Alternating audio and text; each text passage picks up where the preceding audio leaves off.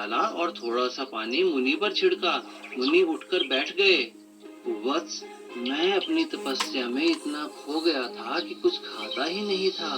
शायद इसी से बेहोश हो गया था। आज तुमने मेरी मदद की। ये लो, मैं तुम्हें एक जादुई चप्पल देता हूँ। इसे पहनकर तुम्हारे पैर ठीक हो जाएंगे। धन्यवाद मुनि जी।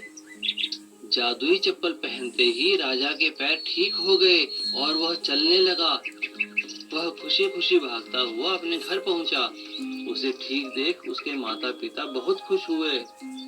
और अगले दिन जब दौड़ प्रतियोगिता हुई तब राजा ने उसमें भी भाग लिया और वह प्रथम आया। और राजा बड़ा होकर एक बढ़िया खिलाड़ी बना और उसने अपने माता पिता का नाम रोशन किया। सीख, हमें किसी की विकलांगता का मजाक नहीं बनाना चाहिए। लालची गैस स्टोव रिपेयर वाला।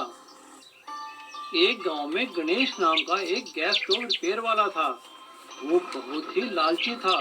वो लोगों को ठगता था और गली गली घूमकर काम करता था।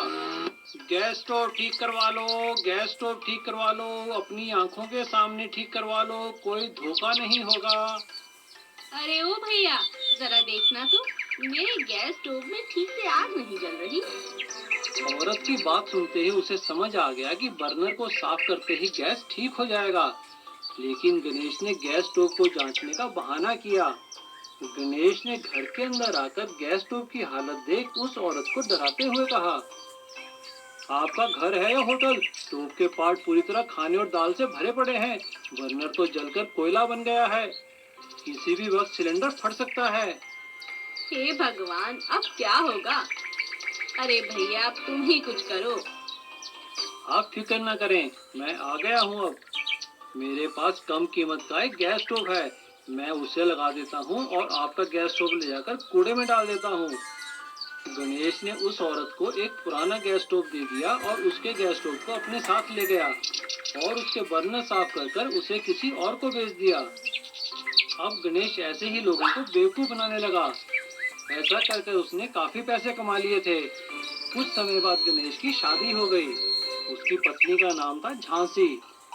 अब उसके खर्चे बढ़ गए थे। उसने लोगों को और भी ज्यादा धोखा देना शुरू कर दिया। एक दिन घर पहुंची तो उसके हाथ में इतने लिफाफे देकर, ये कहाँ से लाई हो? क्यों इतने पैसे खर्च किए? एक भी पैसा खर्च नहीं हुआ, सब कुछ मुफ्त में आया है। मैं ये सब चुरा कर लाई हूँ और हमारा परिवार तो पूरा ही चोर है। ये बात मैंने तुमसे छुपाई थी, पर आज तुम्हें पता चल ही गया। क्या कह रही हो तुम? मेरे साथ बहुत बड़ा धोखा हुआ है। चोरों के खानदान में मेरी शादी करवा दी। अरे बल्दी करो, हम डायरेक्ट चोर हैं और तुम इनडायरेक्ट चोर। ये दिखावा बंद भी करो। गणेश ये सुनकर हैरान हो गया।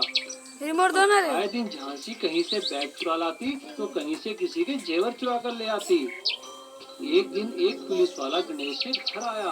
पुलिस वाले को देखकर गणेश डर गया और रोने लगा।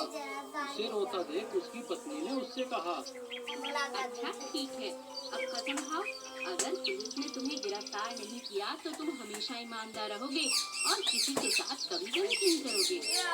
हाँ, मैं पूरी तरह बदल जाऊंगा और कस्टमर को भगवान समझूंगा। कभी अपने काम के साथ बेईमानी नहीं करूंगा।